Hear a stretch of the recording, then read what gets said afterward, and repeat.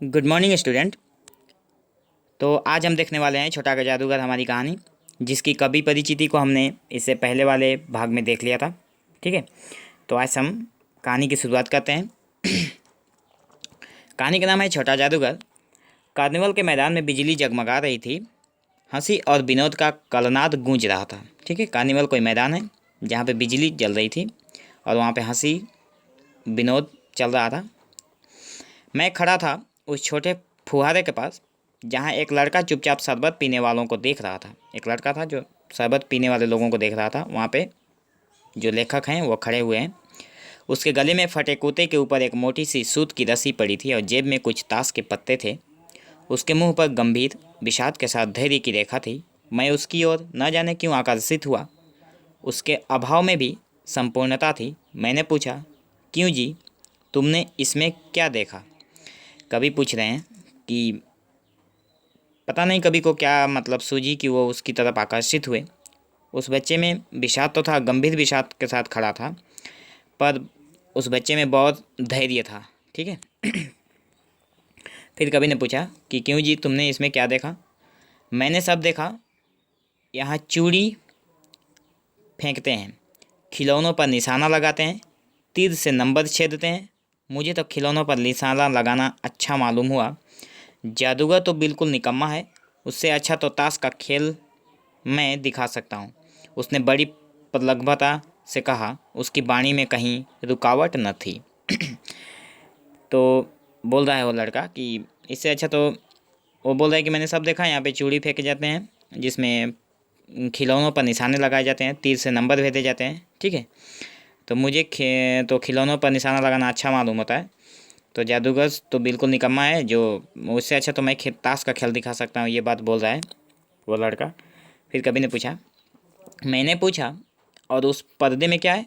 वहाँ तुम गए थे? नहीं, वहाँ मैं नहीं जा सकता, टिकट लगता है। वो बोल रहा है। फिर पूछे कि वो पर्दे में क्या है? तो बोल रहा है, नहीं, वहाँ पे जाने में पैसा लगता है, मैं वहाँ पे नहीं जा सकता, मेरे पास पैसा नहीं है। मैंने कहा, तो चलो मैं वहाँ पर तुमको लिया चलूँ। फिर कवि ने कहा कि चलो मैं तुम्हें वहाँ पर ले चलता हूँ। मैंने मन ही मन कहा, भाई आज के तुम ही मित्र रहे, आज के तुम ही मित्र रहे। ठीक है, कवि ने कहा कि आज के लिए यही मेरा मित्र है। उसने कहा, वहाँ जाकर क्या कीजिएगा? चलिए निशाना लगाया जाए। वो बोल रहा है, वहाँ पे जाके क्या करेंगे? चलिए यहाँ पे निशाना लगाते हैं। मैंने उससे सहमत होकर कहा, तो फिर चलो पहले शरबत पी लिया जाए। उसने स्वीकार सूचक सिर हिला दिया। तो कवि ने कहा कि चलो पहले, लेखक जो हैं उन्होंने कहा कि चलो पहले शरबत पी लेते हैं। तो लड़के ने मना नहीं किया। ठीक है। मनुष्यों की भीड़ से जाड़े की संध्या भी वहाँ गर्म हो रही थी। मनुष्य की इतनी भीड़ थी कि वहाँ पे जाड़े का जो संध्या समय होता है वो भी गर्म हो गई थी। हम दोनों शरबत पीकर निशाना लगाने चले।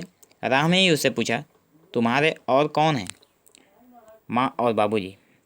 लेखक ने पूछा कि तुम्हारे और कौन है? तो लड़के बोला है, माँ है और बाबूजी। उन्होंने तुमको यहाँ आने के लिए मना नहीं किया? तो लड़के बोला, नहीं, बाबूजी जेल में हैं, जेल में हैं। तो फिर लेखक पूछे, हैं क्यों? देश के लिए, वह गर्व से बोला। बोला कि देश के लिए। और तुम्हारी माँ? फिर कभी लेखक ने पूछा। तो बोले, वो बीमार है और तुम तमाशा देख रहे हो। फिर लेखक बोल रहे हैं कि तुम तमाशा देख रहे हो, तुम्हारे पिताजी जेल में हैं और तुम्हारी माँ बीमार है। उसके मुंह पर तिरस्कार की हंसी फूट पड़ी। उसने कहा, तमाशा देखने नहीं, दिखाने निकला हूँ। कुछ पैसे ले जाऊँगा तो माँ को पथ्य दूंगा। मुझे शरबत न पिलाकर आपने मेरा खेल देखकर मुझे कुछ दे दिया होता तो मुझे अधिक प्रसन्नता होती। लड़का बोल रहा है कि मैं तमाशा देखने नहीं निकला हूँ, मैं पैसा कमाने निकला हूँ। अगर आपने मेरा खेल देखकर मुझे कुछ पैसा दे दिया होता तो मैं इससे कुछ ज़्यादा प्रसन्न होता। मैं आश्चर्य से उस 13-14 वर्ष के लड़के को देखने लगा। लेखक जो है उस लड़के को आश्चर्य से देखने लगे। हाँ, मैं सच कहता हूँ बाबूजी, माँ जी बीमार है, इसलिए मैं नहीं गया। तो वो बोल रहे, कहाँ? वो बोल रहा है कि हाँ, मैं सच में बोल रहा हूँ, मेरी माँ जो है वो बीमार है, इसलिए मैं नहीं गया। तो वो फिर लेखक पूछे, कहाँ नहीं गए? तो बोल रहा है, जेल में। सब कुछ लोग खेल तमाशा देखते ही हैं, तो मैं क्यों न दिखाकर माँ की दवा दारू करूँ और अपना पेट भरूँ। वो बोल रहे हैं, जब लोग तमाशा देखते हैं तो मैं क्यों न तमाशा दिखाकर लोगों को अपने माँ का पेट भरूँ। मैंने दीर्घ निश्वास लिया। चारों ओर बिजली के लट्टू नाच रहे थे। मन व्यग्र हो उठा। मैंने उससे कहा, अच्छा चलो निशाना लगाया जाए। ठीक है, लेखक ने कहा उससे। हम दोनों उस जगह पर पहुँचे जहाँ खिलौनों को गेंद से गिराया जाता था। मैंने 12 टिकट खरीद कर उस लड़के को दिए। तो जब टिकट खरीदा लेखक ने तो उस लड़के को दे दिया, 12 टिकट खरीद कर किलो निशाना लगाओ। वो निकला पक्का निशानेबाज, और लड़का था पक्का निशानेबाज। उसका कोई गेंद खाली नहीं गया। देखने वाले दंग रह गए। उसने 12 खिलौने को बटोर लिया, लेकिन उठाता कैसे? कुछ मेरे रुमाल में बांधे, कुछ जेब में रख लिए। उस लड़के ने 12 निशान लगाए और 12 के 12 गेंदे और 12 के 12 खिलौने बटोर लिया। ठीक है, लड़के ने कहा, बाबूजी आपको तमाशा दिखाऊंगा, बाहर आइए। लड़के फिर लेखक से बोल रहा है कि आपको मैं तमाशा दिखाऊंगा, आप बाहर आइए। मैं चलता हूँ, वो बोल रहा है कि मैं चलता हूँ। वह 9 2 11 हो गया। मैंने मन ही मन कहा, इतनी जल्दी आंख बदल गई। वो लड़का बाहर आने को बोल रहा है कि मैं चलता हूँ, आप बाहर आइए, और वो 9 2 11 हो गया। वो चला गया वहाँ से। फिर लेखक ने मन ही मन कहा, इतनी जल्दी आंख बदल गई। मैं घूमकर पान की दुकान पर आ गया।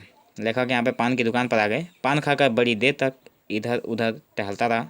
झूले के पास लोगों का ऊपर नीचे आना देखने लगा। ये झूले के पास बैठे थे और लोगों का ऊपर नीचे जाने का देख रहे थे। अकस्मात किसी ने ऊपर के हिंडोले से पुकारा, बाबूजी। फिर ऊपर से किसी ने पुकारा उन्हें कि बाबूजी। मैंने पूछा, कौन? तो ऊपर से आवाज़ आई कि मैं हूँ छोटा जादूगर। तो स्टूडेंट्स, आज का वीडियो हम यहीं पे रोकते हैं, और यहाँ पे जो पार्ट 2 दिया हुआ है इसे हम कल के वीडियो में समझेंगे। ठीक है, तो आज के लिए बस इतना ही। आशा करता हूँ आप लोगों को यहाँ तक समझ में आया होगा। ठीक है, अगर नहीं समझ में आया होगा, जहाँ पे भी कोई डाउट हो, तो आप लोग ज़रूर मुझसे पूछिएगा। ठीक है, thank you for watching this video. Have an awesome day.